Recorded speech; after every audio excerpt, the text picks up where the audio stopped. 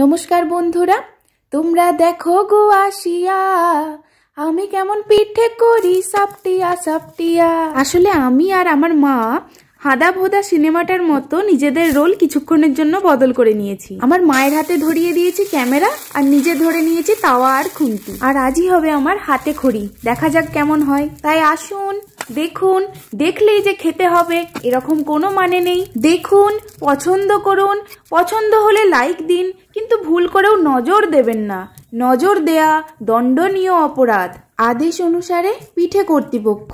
এই তোমরা ভুল করেও নজর দিও না, কিন্তু পিঠে কর্তৃপক্ষ খুব রাগী, রেগে গেলে খুব সর্বনাশ হয়ে যাবে বাপরে বাপ। আর শেষের পিঠেটা না দেখলে পিঠে কর্তৃপক্ষ কিন্তু খুব রেগে যাবে, কেননা শেষের পিঠেটা খুব সুন্দর হয়েছে। একদম শেষের পিঠেটা দেখে তোমরাই না হয় কমেন্টে জানিও যে মেলাটা কেমন হয়েছে।